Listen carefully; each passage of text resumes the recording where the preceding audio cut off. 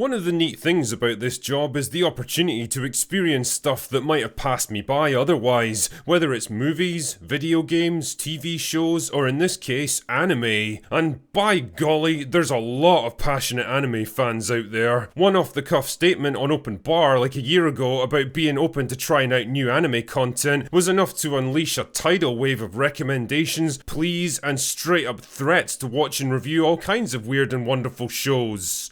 Or else. But the one show that consistently came out on top was Attack on Titan, something that even a complete normie like me was vaguely aware of as being a pretty big deal in the anime worlds. So after procrastinating about it for way too long, it was finally time to sit down and find out what the fuss was all about. And good lord, I did not expect this. Attack on Titan may be one of the most unique, addictive, and viscerally compelling shows that I've seen in years. It's just got everything. A huge cast of quirky, likeable, interesting characters that all feel like distinct individuals with fleshed out personalities, a narrative that had me on the edge of my seat and constantly guessing what would happen next, where no one and nothing ever felt safe and where life could be brutally cut short at any moment, detailed world building coupled with gorgeous animation and excellent performances by a talented voice cast, not to mention some of the most epic music you're ever likely to hear in a TV show. It really just encapsulates everything that I think people love so much about anime, the over-the-top action scenes, the big ensemble casts, the earnest heroism, and the classic themes of bravery, sacrifice, honour, loyalty, and betrayal. It really does have it all, and it's been a wild ride watching it so far. The series takes place in a kind of pre-industrial alternate reality where humanity's come under attack by giant, vaguely humanoid creatures called Titans that exist only to feed on human flesh. Unable to defeat them in battle because they're practically indestructible, the survivors banded together in giant fortified cities protected by 3 layers of defensive walls, and for almost a century, it seemed like they were safe. That is, until a new kind of Titan suddenly appears without warning and breaches the outer wall, allowing Titans to pour inside and feast on the terrified civilians. One of which just so happens to be the mother of main character Eren Yeager, a headstrong boy who dreams of exploring the world beyond the walls. Naturally, Eren's not too happy about this turn of events and vows revenge by enlisting in the elite scout regiment to hunt and kill Titans. Along for the ride are his childhood friends Mikasa and Armin, who each have their own reasons for signing up. Over the next few years, the 3 of them gradually train up to become Titan killers, getting acquainted with the show's huge cast of supporting characters, some of which turn out to be loyal friends, and others which...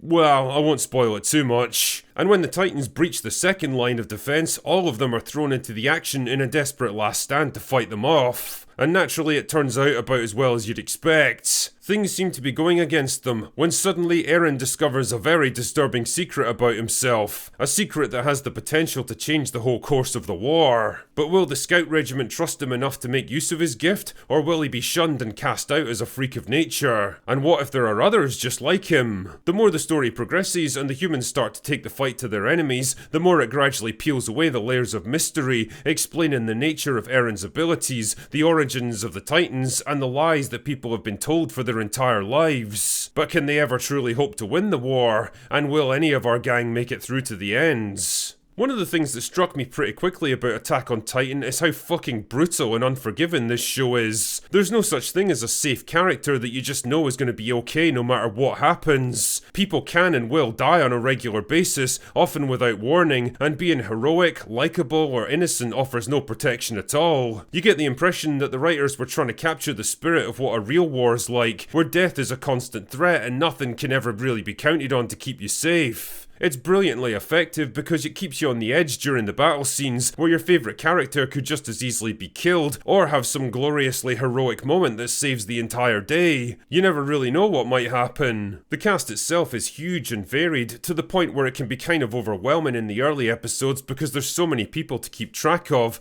but gradually the key players start to emerge and you get a better sense of who's going to be more relevant to the narrative. And again, I can't express how much depth and complexity they were able to work into these people. Everyone's got a backstory and personal history that shaped who they are in the present day, and the more you learn about them, the more you understand that very few of them are strictly good or bad, they're just products of their experiences. And yeah, the writers aren't afraid to inject a bit of quirky humour in there from time to time, which makes a welcome break from the apocalyptic battle for survival that dominates so much of the show. And yes, before you ask, I watched the dubbed version rather than the subtitled one. Call me a pleb if you want, but I think the English voice actors do a pretty fucking good job adapting what I imagine was very challenging material, and I was more than happy to experience it from their perspective. Interestingly, the Japanese have a way of telling stories that's refreshingly free of the cultural malaise and narrative fatigue that seems to plague Western creatives. Instead of trying to subvert storytelling tropes and reinvent traditional characters for an imaginary audience out of some insecure need to prove themselves, they seem to focus instead on just telling the best version of the traditional heroic journey that they can. And well, the results speak for themselves. The backdrop of the story is the ongoing war against the Titans, but wrapped up in that is a much bigger and more complex mystery plot about where these things even came from, what they want, and whether certain characters know more than they're letting on. It's a neat way of keeping you guessing, making you question everyone's motives and behaviour, and generally maintaining that feeling of constantly being off balance and out of your depth.